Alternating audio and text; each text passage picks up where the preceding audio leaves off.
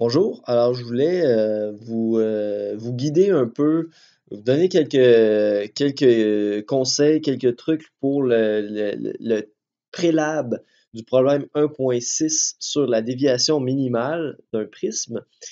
Euh, donc, il y a beaucoup de questions là, qui surgissent par rapport à ces prédictions-là, donc je voulais vous aider un peu. D'abord, je voulais vous dire que cet exercice-là, il se retrouve fondamentalement le même exercice à la page 215 du manuel, exercice numéro 9. Euh, c'est la même situation qui est décrite. Donc, si ça peut vous aider, vous pouvez aussi vous attaquer à cet exercice. Et en fait, ça vous donne la réponse, en quelque sorte, à laquelle vous devriez arriver. Parce que, en fait, dans l'exercice du manuel, c'est présenté sous forme de démonstration. On vous dit démontrer que l'indice de réfraction est égal à. Donc, ça donne en quelque sorte la réponse à laquelle on devrait arriver. Euh, dans le prélab, c'est pas les mêmes variables qui sont illustrées, puis on demande pas, je pense, d'isoler les mêmes variables, mais ça reste en fait le même problème. Donc, là, d'abord, c'est très important de lire le paragraphe qui se trouve au début du problème 1.6, le paragraphe d'introduction, parce que ça vous explique, là, c'est quoi la situation de déviation minimale. En fait, c'est que quand vous avez donc ici, vous avez un prisme, OK? Par exemple, un prisme de verre, ou ça peut être un prisme d'acrylique, là, peu importe. Euh, Nous, on va utiliser en lab un prisme de verre, là. Et là, ce prisme, bien sûr, se trouve dans l'air. Et là, vous envoyez un rayon ici à un certain angle d'incidence.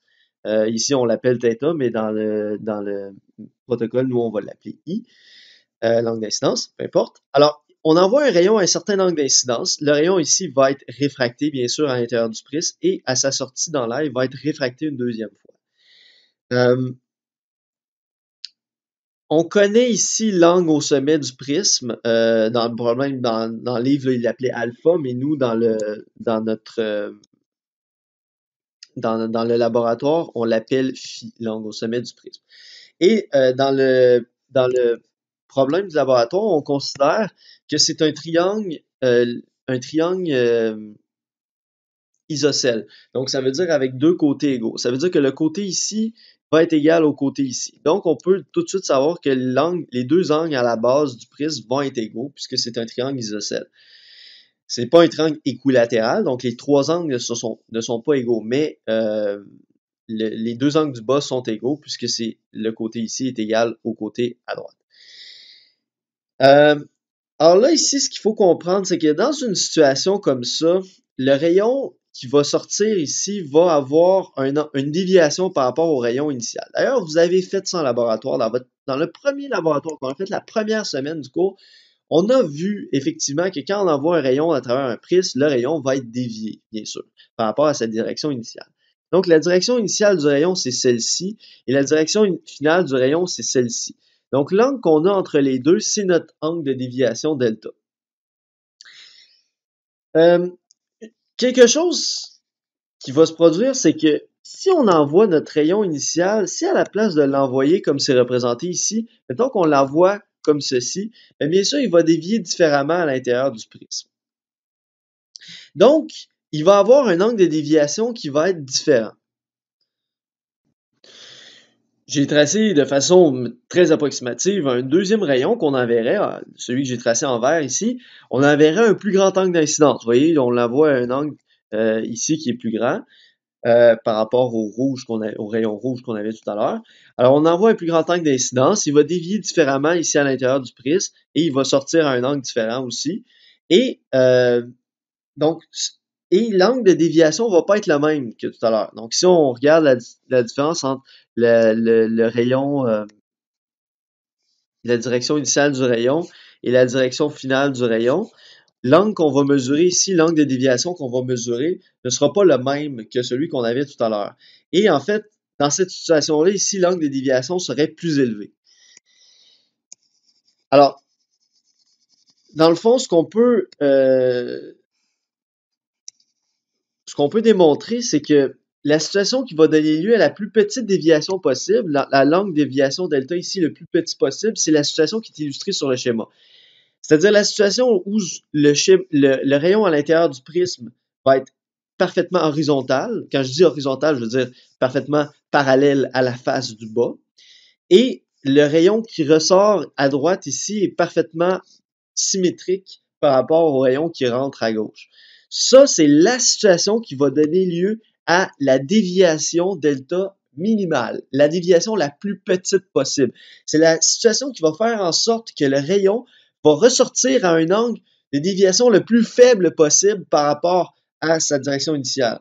C'est la situation qui va faire dévier le rayon le moins par rapport à sa direction initiale. Okay? Je dis de la même façon de plusieurs la même chose de plusieurs façons, là, mais c'est juste pour vous dire cette situation-là qui est illustrée ici, c'est-à-dire quand le rayon est horizontal ici à l'intérieur du prisme et qui ressort symétriquement à sa situation de départ, cette situation-là, c'est celle qui va donner lieu à l'angle de déviation minimale. C'est celle qui va donner lieu à l'angle de déviation delta ici qui va être le plus petit possible. Maintenant, vous pourrez vous dire comment ça se fait qu'on s'intéresse à la situation de déviation minimale du prisme? La réponse est la suivante, c'est que c'est assez facile d'aller déterminer la déviation minimale d'un prisme expérimentalement. C'est quoi l'angle de déviation minimale que va générer le prisme? Et à partir de ça, et connaissant l'angle au sommet du prisme, on peut aller déterminer son indice de réfraction. Fait que c'est la façon la plus efficace d'aller mesurer l'angle de déviation. Pardon. C'est la façon la plus efficace d'aller chercher l'indice de réfraction d'un prisme. C'est de mesurer c'est quoi l'angle de déviation minimale qu'il peut donner et à partir des équations que vous allez développer dans vos prédictions, en connaissant l'angle de déviation minimale, on peut aller chercher l'indice de réfraction du prisme. Donc, c'est une façon d'aller calculer l'indice de réfraction d'un prisme. C'est comme, en fait, la meilleure façon, je dirais, d'aller calculer l'indice de réfraction d'un prisme, c'est de d'abord mesurer l'angle de déviation minimale et à partir de l'angle de déviation minimale et des équations que vous aurez développées dans vos prédictions, vous pouvez calculer l'indice de réfraction du prisme. Donc, expérimentalement, c'est ça que vous allez avoir. Vous avez votre prisme ici. Le rond ici, c'est juste une espèce de petite plateforme tournante donc qu'on peut tourner dans un sens ou dans l'autre. Okay, donc, c'est ça qui va nous permettre, en fait, de tourner le prisme. Plutôt que de tourner le prisme directement, on va simplement tourner cette petite, la petite plateforme circulaire tournante ici. Fait en fond, en bougeant, en tournant la petite plateforme tournante d'un côté ou de l'autre, ça va faire en sorte qu'on va changer l'angle d'incidence. Je pense que vous pouvez le voir assez bien que, mettons que si je tourne la petite plateforme dans ce sens-là, ben là, le rayon va, lui, le collimateur, lui, il va toujours arriver de la même façon. Fait que si le rayon arrive vertical toujours, mais que le prisme va tourner, ben bien sûr, l'angle d'incidence qu'il va avoir sur la face ici va être différent. Donc, en tournant le prisme avec la petite plateforme circulaire ici, vous allez pouvoir changer l'angle d'incidence sur le prisme. Et ce qu'on va se rendre compte, c'est qu'il y a un angle d'incidence où la déviation est minimale. Donc, la déviation minimale est représentée ici. Parce que, vous voyez que, dans le fond, la direction initiale du rayon, c'est cette direction-là. On est d'accord? Ça c'est notre rayon initial ici. Donc, ça ici, ce que j'ai tracé en rouge, c'est la direction initiale du rayon. C'est la direction qu'on va appeler 0 degré. Là. Et le rayon final, c'est dans le fond celui-ci. Alors, ce rayon-là est dévié par rapport à la direction initiale que j'avais tracée en rouge d'un certain angle delta. Et on va mesurer qu'il y a seulement une situation, il y a un angle d'incidence ici en haut qui va permettre d'avoir une déviation minimale du rayon. C'est-à-dire, autrement dit, c'est la situation de déviation minimale, c'est la situation où ce rayon-là ici, le rayon réfracté qui sort du prisme, va être le plus près possible de l'axe 0, dans le fond. Va être le plus près possible de la ligne verticale ici. Alors, autrement dit, quand vous tournez de part et d'autre votre plateforme tournante pour changer l'angle d'incidence, le rayon va toujours partir à des angles qui vont être plus grands que l'angle de déviation minimale. À des angles différents, mais toujours plus grands, toujours plus loin de la direction initiale du rayon, qui était la direction verticale. Puis il y a une seule situation qui va donner lieu à la déviation minimale. Alors, autrement dit, c'est lorsque le rayon va être vraiment le plus proche possible, le rayon à sa sortie va être le plus proche possible justement de l'axe initial que j'ai tracé en rouge, la direction initiale du rayon. Donc ça, c'est sa déviation minimale. Et ça, c'est assez facile à mesurer expérimentalement parce que vous allez le voir. Vous allez tourner votre prise de part et d'autre, puis là, vous allez voir le rayon réfracté qui va bouger comme ça de part et d'autre. Et il va vraiment avoir un seul angle où ce que le rayon va être vraiment le plus proche possible de l'axe zéro. Et c'est ça qui va être votre déviation minimale. Donc, expérimentalement, c'est assez facile à mesurer. Autrement dit, c'est quoi l'angle de déviation minimale? Vous voyez, on le fait avec ce petit montage.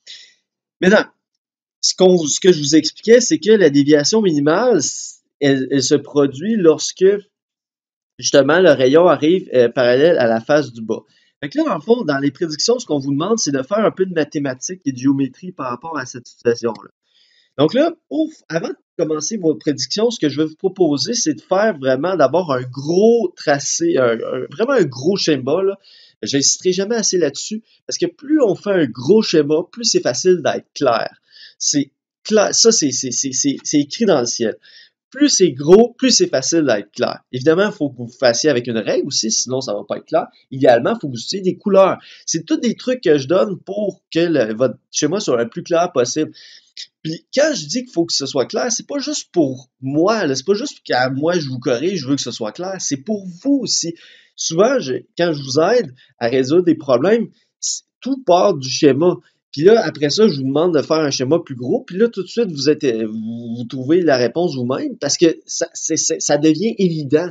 C'est ça l'affaire, c'est que quand on fait des gros schémas, souvent, la solution devient beaucoup plus évidente. Fait que c'est pour vous aider d'abord que je vous dis ça. Fait que là, on fait un gros schéma. Vous voyez, moi aussi, j'utilise des couleurs. La normale, ici, je l'ai faite en bleu. Le rayon incident, je l'ai fait en rouge. Après ça, euh, quand on est dans la situation de déviation minimale, comme on a dit tout à l'heure, le rayon ici est parfaitement horizontal. Et ensuite, on fait une normale au deuxième. Pardon, je vais la faire en bleu pour être conséquent avec tout à l'heure. Donc, on fait une normale au deuxième point d'incidence et ensuite, on fait un rayon réfracté. Rappelez-vous, il doit être symétrique par rapport au rayon incident. Donc, ici, je vais le faire de façon un peu approximative, là. Donc, quand on dit symétrique, ça veut dire que dans le fond, cet angle-là doit égaler cet angle-là. Alors, dans l'énoncé du laboratoire, l'angle au sommet, on l'appelle phi. Bon, dans l'énoncé du problème, là, du manuel, il l'appelait alpha, mais c'est pas grave, là. Nous autres, dans l'énoncé du TP, on l'appelle phi. Ça pas de différence. Comme on a dit tout à l'heure, c'est un triangle isocèle, donc on peut prendre pour acquis que l'angle ici va être égal à l'angle ici. Ça, c'est vraiment important. Les deux rayons sont symétriques. Autrement dit, le fait que les deux rayons sont symétriques, ça va simplifier notre analyse parce que là, en fait, on aura juste à étudier la première réfraction à gauche et la deuxième réfraction à droite, on n'aura pas besoin de l'étudier parce qu'en fait, on sait que c'est symétrique. Donc, autrement dit, on aura juste à trouver c'est quoi l'angle de déviation du rayon, ici, delta 1. Delta 1. Et la deuxième angle de déviation, ici, vu que le rayon est symétrique, la deuxième déviation delta 2 va être égale à la déviation delta 1. Parce que justement, tout simplement pour une raison de symétrie. Vu que tout est symétrique ici, c'est clair que la deuxième déviation va être égale à la première déviation. Donc, autrement dit, une fois qu'on a trouvé la déviation 1, on peut tout de suite la relier à la déviation totale. Donc, la déviation totale va être 2 fois la déviation 1. Parce que, justement, la deuxième déviation est symétrique, donc va être de même ampleur que la première déviation. Donc, la déviation totale va être égale euh, au double de la première déviation delta 1. Fait que ça va permettre de simplifier notre analyse. Okay? Donc, on n'aura pas à étudier la deuxième réfraction. On va seulement s'en tenir à la première réfraction. Ça va être suffisant. Grâce à cette symétrie. OK. Alors là, la première chose, on va tracer l'angle d'incidence. Alors ici, dans l'énoncé, on l'appelle I, l'angle d'incidence. Et l'angle de réfraction, on l'appelle R. Euh, Donc, nous, dans la théorie, on l'appelait d'habitude θ1 et θ2. θ1, langue d'incidence, θ2, langue de réfraction, mais ça n'a pas d'importance. Ici, on lui donne un autre nom, mais c'est pas grave. Euh, OK. Et là, retournons au texte de la prédiction. On dit, pour un prisme positionné en déviation minimale, donc positionné comme on l'a dessiné ici, écrivez la première équation générale donnant l'angle de réfraction R, langue R, en fonction, donc c'est-à-dire l'angle à l'intérieur du prisme, en fonction du paramètre suivant, l'angle au sommet du prisme. Donc ici, c'est de faire de la géométrie, en fait. Il faut que vous fassiez un peu de géométrie. Fait que, je vais vous donner juste, donc autrement dit, ce qu'on veut, c'est relier l'angle de réfraction ici avec l'angle au sommet du prisme phi. Alors là, je donne un indice, c'est vraiment juste de la géométrie. Puis regardez par exemple le petit triangle qui est ici. Okay? Regardez le petit triangle qui est ici. Dites-vous, c'est quoi les angles, la somme des angles d'un triangle? C'est quoi la somme des angles intérieurs d'un triangle? Regardez l'angle que vous avez ici, entre la surface et la normale. Alors, à partir de ça, trouvez un lien mathématique entre l'angle au sommet du prisme et l'angle de réfraction R. Ensuite, écrivez une deuxième équation générale donnant l'angle d'incidence I en fonction de l'angle de réfraction R et de l'indice de réfraction N. Donc, autrement dit, dans la deuxième situation, ce qu'on vous demande, c'est simplement de relier l'angle d'incidence I avec l'angle de réfraction R. Ça, je pense que vous êtes capable de le faire.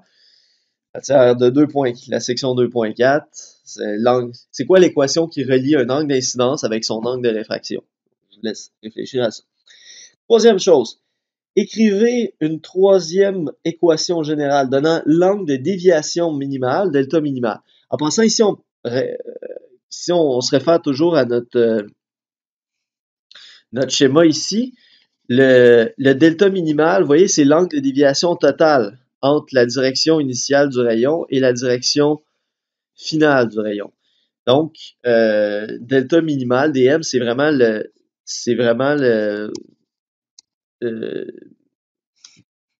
dm est égal à la déviation totale minimale. Donc, quand je dis totale, je veux dire la déviation suite aux deux réfractions. Donc, entre la direction initiale et la direction finale.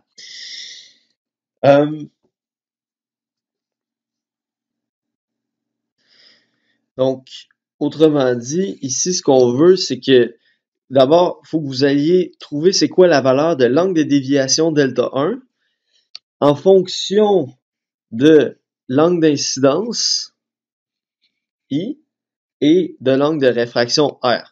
Fait que je pense que vous allez être correct pour faire ça. Donc, relier mathématiquement ces trois paramètres-là, l'angle de déviation, l'angle de réfraction et l'angle d'incidence, et isoler dans cette équation-là votre delta 1. Et ensuite, comme je vous ai dit, le delta, la déviation, ce qu'on appelle le dm, c'est la déviation totale. Donc, c'est la déviation 1 plus la déviation 2. Mais ici, on a une symétrie. Donc, les deux sont égaux. Les deux déviations 1 et déviation 2. Puis la déviation totale, c'est la déviation 1 plus la déviation 2. Donc, à partir de ça, allez faire une équation avec la déviation totale. Donc, parce que ici, l'équation que vous avez développée, c'est avec le delta 1. Mais on veut que vous trouviez pas delta 1, mais delta total. Donc, faites une équation qui va relier le delta total avec delta 1. Comme je dis, delta 1 et delta 2 sont égaux par symétrie, donc ça va simplifier votre chose. Et après ça, on vous demande de faire simplement des calculs numériques avec certains paramètres. Et c'est ce qui termine la prédiction. Donc, voilà, c'est ce que je voulais dire par rapport à ça.